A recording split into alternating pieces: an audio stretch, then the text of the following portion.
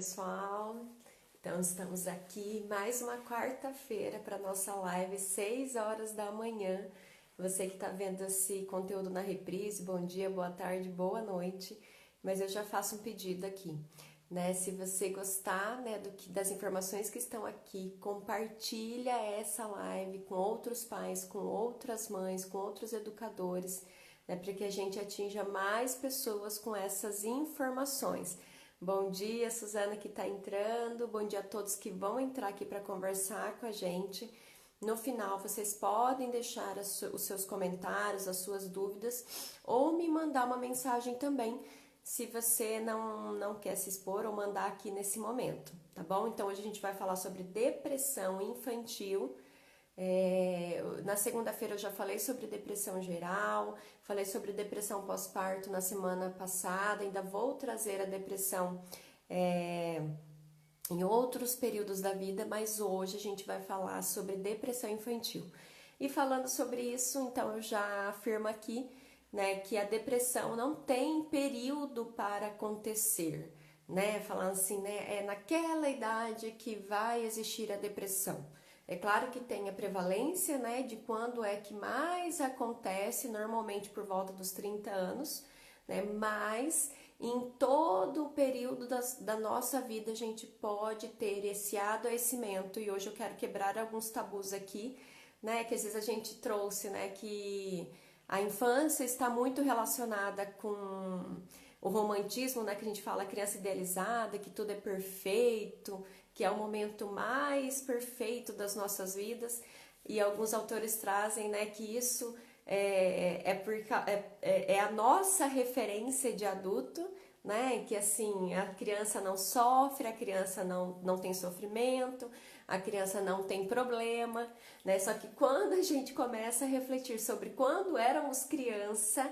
a gente observa quantas situações de sofrimento a gente passou, né? Então, primeira coisa é isso, né? A gente desmistificar que a depressão só acontece na vida adulta. E quando a gente também vai ver os estudos, né? Pegar alguns estudos clínicos sobre a depressão, a gente vai ver grande parte dos estudos acontecendo, né, com adultos, mas isso não quer dizer que uma criança não possa ter esse transtorno, né? O transtorno da depressão, ele é caracterizado, né, como a gente fala, com a tristeza profunda, né, com a desvalorização de si, a perca de algumas vontades, e na criança também acontece isso. Só que hoje eu vou falar aqui um pouquinho que os sintomas na criança é diferente, alguns sintomas vão aparecer diferentes do que no adulto, né? E alguns teóricos dizem é muito difícil às vezes a gente fechar esse diagnóstico na criança.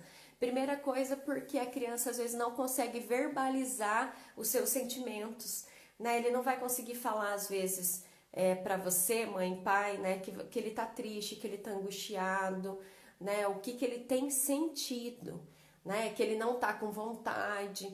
Mas o que eu vou trazer hoje é que a gente pode observar alguns sintomas e alguns sinais, né, de que ele tem apresentado, e aí fica um alerta para que a gente procure um especialista, né, e leve ele para uma avaliação, né? Então é dessa forma que a gente vai conseguir observar, porque provavelmente o seu filho não vai chegar para você e falar assim: mãe, estou muito triste, não tenho mais vontade, não consigo fazer as coisas e eu acho que eu tenho algum problema, né? Ele não vai chegar dessa forma. Eu dividi um pouquinho a live em falar para vocês alguns sintomas pré-escolares de crianças muito pequenas e de crianças de 6 a 12 anos, e eu vou fazer outra live quarta-feira que vem falando só na adolescência. Tá bom? Então, primeira coisa é isso, existe sim a depressão na infância, a gente precisa ficar atentos. Os sintomas são um pouco diferentes do que é apresentado no adulto. E, na verdade, cada criança às vezes tem variações desses sintomas, por isso a dificuldade às vezes em fechar um diagnóstico, né? As crianças existem muitas comorbidades, né? Então são crianças com outros transtornos, às vezes caracterizado pelo de ansiedade, que é muitas vezes que é a comorbidade mais frequente. e aí a gente pode ficar em dúvida em algumas situações, só que eu sempre falo assim, até enquanto profissional. Se estamos em dúvida, a gente vai para uma avaliação para ter um período de observação, né, de saber como que ele vai responder para realmente poder fechar o diagnóstico, que é um diagnóstico fechado pelo médico psiquiatra, né? Então, assim, não é tão... vai chegar numa sessão, pronto, né? Já vai saber, né? Eu falo que alguns pacientes acham que a gente tem bolinha de cristal, né? E não temos, né? Mas é um olhar mais atento, um olhar clínico, e eu tenho ensinado os pais que eu tenho conversado para que possa também ter esse tempo um pouquinho melhor de observação, de anotar, de reconhecer algumas situações, de voltar a sua memória em coisas que aconteceram, que é a mesma coisa que a gente também tem praticado na clínica. É claro que, né, é num formato diferente, num ambiente diferente, mas vocês que passam mais tempo com os filhos, né, a observação de vocês fazem muita diferença quando chega para o atendimento com a gente. Então, é um transtorno. Quais que são a prevalência que a gente fala, os números? Normalmente, né, 18% da população no total chega a ter um transtorno de depressão ao longo da vida. De 0 a 1% é crianças pré-escolares até 6 anos, né?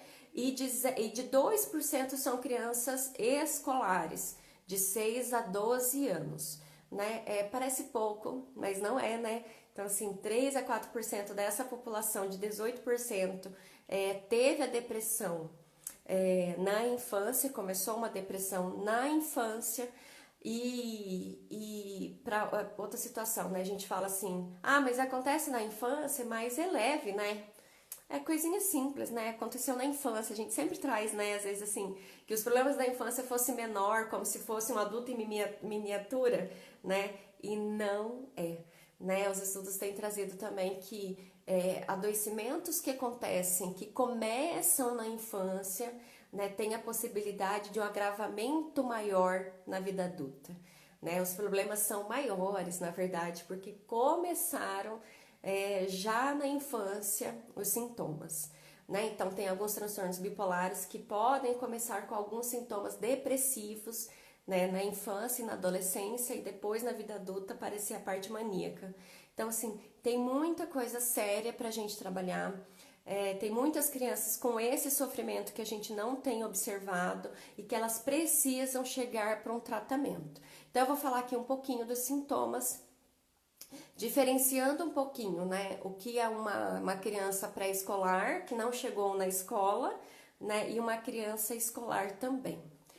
Então, alguns sintomas, e depois eu vou falar um pouquinho das causas. De uma criança, deixa eu colocar aqui, eu tenho a minha colinha, gente.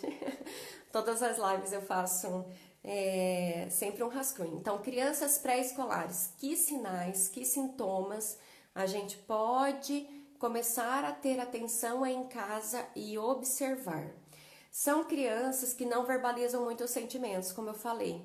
Então, a gente precisa lidar que elas não vão falar realmente, sabe, que tá acontecendo isso, né? Mãe, estou sentindo essa angústia, esse aperto no peito, né? Mas a gente pode observar algumas situações.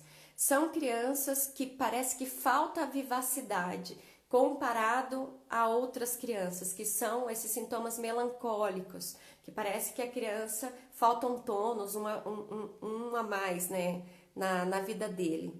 São crianças muito chorosas, instantaneamente irritáveis quando não conseguem o seu objetivo, apresentam afirmações negativas sobre si ou sobre o mundo, né, que ela não vai dar conta a todo momento, né? Que não vai conseguir fazer tal coisa, ou que quando você propõe para ela outra atividade ou pensar em outras situações, sempre vem com uma negativa, né? Como ela realmente não conseguisse dar conta desse pensamento, né? Ela pode apresentar também autoagressões, né? Ela própria se machuca, se morde, algumas situações mais graves também.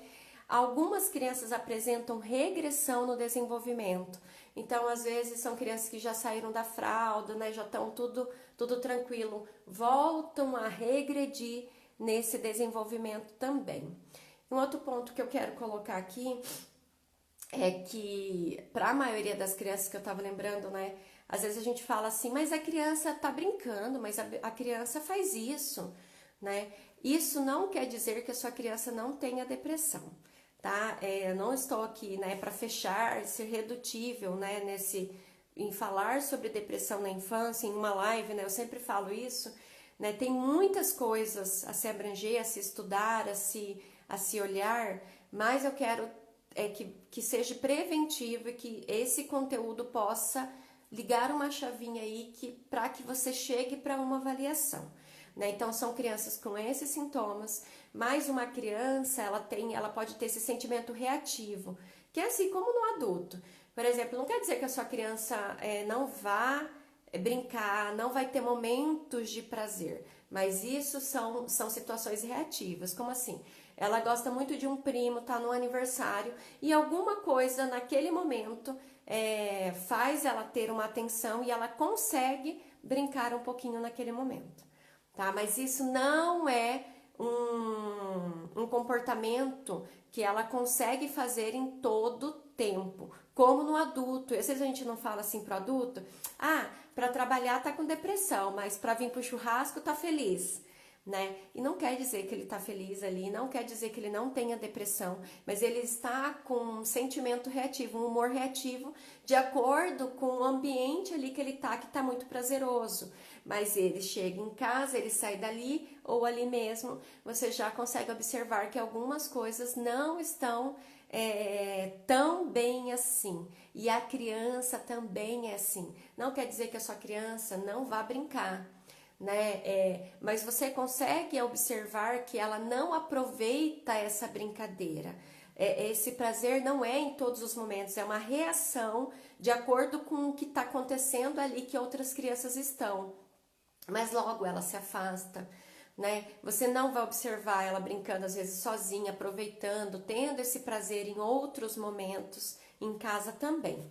E uma criança escolar, é um pouco mais fácil, né, a gente fazer uma avaliação de uma criança escolar, já com depressão, de 6 a 12 anos, porque ela já consegue verbalizar algumas situações, não são todas, nem alguns adultos, né, nós adultos às vezes a gente não consegue verbalizar os nossos sentimentos, mas a criança já consegue te trazer algumas situações a mais.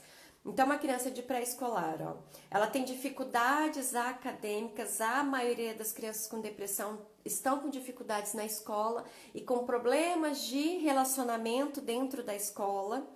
Crianças que têm possibilidade a suicídio, né? E eu vou ainda trazer uma live só para falar do suicídio infantil. Nesse período que a gente começa já a ver algumas descrições, né, de suicídio a partir do período escolar, porque chegam a ter uma depressão, um adoecimento muito forte. Ó, algumas crianças apresentam dores intestinais nessa região do abdômen, né? Às vezes ela tá ansiosa, então ela começa a ter essas dores, mas ela não consegue falar para você, ela só fala que tá com dor na barriga sempre, dor na barriga. A gente fala que uma criança não é para ficar sentindo dor, né? Na verdade, então assim, se a sua criança está com dores crônicas, frequentes, né? A gente tem que levar para uma avaliação pediátrica, né? Para a gente saber o que está acontecendo. Mas normalmente crianças com depressão apresentam essas dores, elas têm alteração no peso, no apetite. Às vezes a criança não perde muito peso, mas o crescimento dela está abaixo da faixa de crescimento lá que o pediatra sempre está medindo. Ela tem algumas alterações no sono, como no adulto, mas é menos frequente, a gente vai ver mais na adolescência isso. Ela tem uma fadiga física, parece que sempre está cansada e não consegue ter aquela vitalidade de uma criança que a gente fala, né? Mas também tem outras situações que eu estava falando com algumas mães essa semana. São crianças que podem ser hiperativas, né? Que têm uma agitação motora, também que agrava às vezes o diagnóstico pra gente, né? Por causa de outros transtornos na infância também com essa característica. Ela pode ter uma agitação, uma irritabilidade grande, ter dores de cabeça com frequência e perca de interesse nas atividades extracurriculares, sabe? Vamos por um passeio no parquinho, vamos por um passeio no zoológico, que toda a turma vai junto e ela sempre fala que não tem interesse ou não quer ir. E por que isso pode estar acontecendo, gente? Algumas causas são caracterizadas para depressão infantil, como no do adulto. Parte é função genética, né? Então, crianças com pais com transtornos depressivos, né? Transtornos bipolares, têm mais propensão a ser crianças que tenham transtorno de depressão na infância, né? Então, tem uma parte de genética. O cérebro responde de forma diferente também, como eu falei na live de segunda. Então, é um transtorno neuropsiquiátrico. Por isso que a gente precisa de uma avaliação e lidar com a situação que os nossos filhos também vão precisar de um tratamento farmacológico, né? Elas estão com essas alterações, né? Produção errada de alguns neurotransmissores e precisa passar por esse tratamento, sim, né? Isso é necessário quando a gente consegue avaliar, principalmente quando a gente consegue avaliar essa depressão já está, né? Às vezes já é uma depressão um pouco maior, então ela vai precisar. E outras situações que podem acarrentar ou fazer com que essa depressão apareça os seus sintomas na infância. Né, são crianças que às vezes tiveram uma perca grande, né, de algum ente querido, às vezes é o processo de luto, né, começa no processo de luto, não quer dizer que o processo de luto vai levar a uma depressão, né, porque já tem essas situações que são crianças propensas à depressão. Pode estar acontecendo situações de bullying, né, de um sofrimento grande, principalmente no período da criança escolar, né? Pode ter acontecido eventos traumáticos, né? Crianças com abuso sexual, algumas outras situações que podem ter acontecido ou estar acontecendo na vida das crianças, e aí a gente vê, né, a depressão começando a apresentar os seus sintomas ali na infância.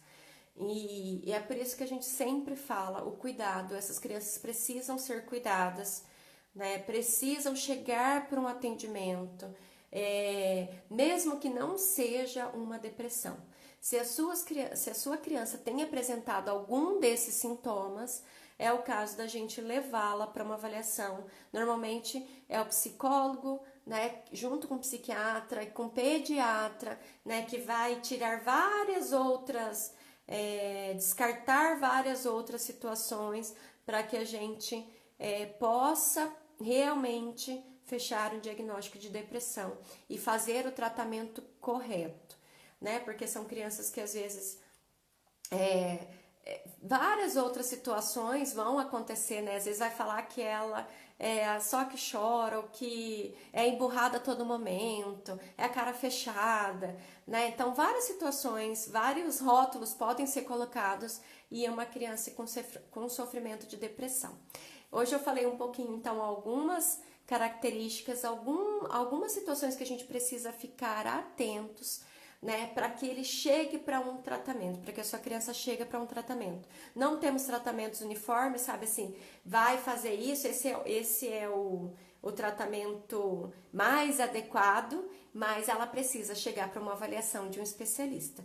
Isso é o adequado. Vai ter várias medicações, se a sua criança precisar ou já tiver com sintomas que precisam dessa mediação, várias psicoterapias também, né? Mas ele precisa chegar para esse contato com o profissional e você, enquanto família, também, né? Eu falei para os pais, para as mães na segunda-feira, que um dos pontos que a gente precisa tirar e quebrar um pouco os tabus é que isso acontece, que precisa de ajuda, né? E que um transtorno mental não é algo que nos faz mais fraco, uma família com mais dificuldades ou uma família pior do que outra família, né? A gente precisa, como adoecimento geral, se uma família tem uma pessoa com câncer, uma criança com câncer, todo mundo fica sabendo, todo mundo ajuda, todo mundo está nesse processo. E é a mesma coisa quando a gente tem esse tipo de adoecimento. Não quer dizer que todo mundo, o amiguinho vai ficar sabendo, né? Mas a escola precisa saber, os ambientes de segurança precisam saber disso,